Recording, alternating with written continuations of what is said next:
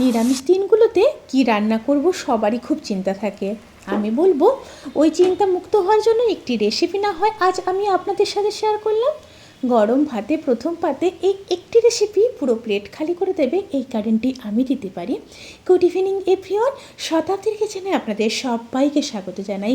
আজকের রেসিপি নিরামিষ সুস্বাদু ঝিঙে। তাহলে চলুন শুরু করা যাক আজকের এই সহজ এবং সুস্বাদু রেসিপি। এই রেসিপির জন্য আমি এখানে নিয়েছি 500 গ্রাম ঝিঙে আর 250 গ্রাম আলু। ঝিঙে আর আলু এইভাবে লম্বা লম্বা করে কেটে নিয়েছি, আপনারা চাইলে ডুমো ডুমো করেও কেটে নিতে পারেন।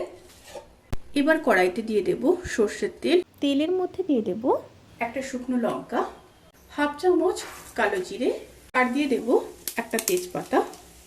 দিয়ে একটু নেড়ে নেব। তেল থেকে যখন সুন্দর একটা স্মেল বেরোতে শুরু করবে সেই সময় দিয়ে দেব 1 পিস মিডিয়াম সাইজের কেটে রাখা টমেটো। দিয়ে নেড়ে নেব। কয়েক সেকেন্ড নেড়ে নেওয়ার পরে এবার কেটে রাখা আলুগুলো দিয়ে দেব।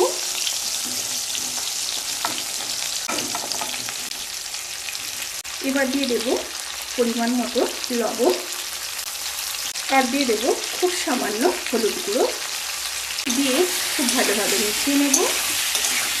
খুব ভালোভাবে মিশিয়ে নেওয়ার পর এবার একদম লো স্টিমে ঢাকা দিয়ে প্রায় 70% মতো আলুগুলোকে সেদ্ধ করে নিয়ে তারপর ফিরে আসছি। মাঝখানে কিন্তু 2-1 অতি অবশ্যই নেড়ে নিতে হবে। আলুগুলো যখন প্রায় 70% সেদ্ধ হয়ে যাবে তখন কেটে রাখা ঝিঙেগুলো দিয়ে দেব। দিয়ে আবারও খুব ভালোভাবে মিশিয়ে নেব। মিশিয়ে নেওয়ার পর মিডিয়াম টু লো স্টিমে আবারও 10 মিনিট রান্না করে নেব। সমস্ত সবজিগুলো যখন 90% সেদ্ধ হয়ে যাবে তখন একটি পেস্ট দিয়ে দেব। সেই পেস্টের জন্য নিয়ে নেব 14-15 পিস কাজু, 1 চামচ পোস্ত, আর দিয়ে দেব কিছুটা কুচিয়ে রাখা নারকেল, 2 পিস কাঁচা লঙ্কা, আর সামান্য জল দিয়ে একটা স্মুথ পেস্ট রেডি করে নেব। পেস্ট করে রাখা মশলা দিয়ে দেব, সাথে মশলা ধোয়া জলও দিয়ে দেব। জলটা খুব সামান্য দিয়েছি। এবার খুব ভালোভাবে মিশিয়ে নেব।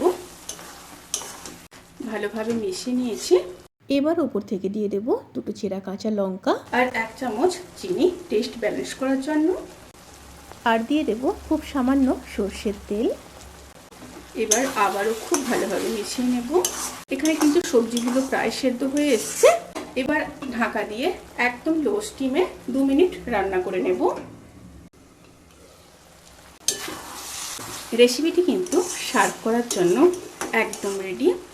যে কোনো নিরামিষ দিনে এই সুস্বাদু রেসিপিটি বানিয়ে পরিবেশন করতে পারেন। ভাতের সাথে তো অসাধারণ লাগে, রুটির সাথেও কিন্তু বেশ ভালো যাবে। এবার গ্যাসের ফ্লেমটাকে অফ করে দেব। অফ করে ঢাকা দিয়ে 10 মিনিট স্ট্যান্ডিং টাইমে রেখে তারপর সার্ভ করব। রেসিপিটি কেমন লাগলো প্লিজ কমেন্ট করে জানাতে কিন্তু ভুলবেন না।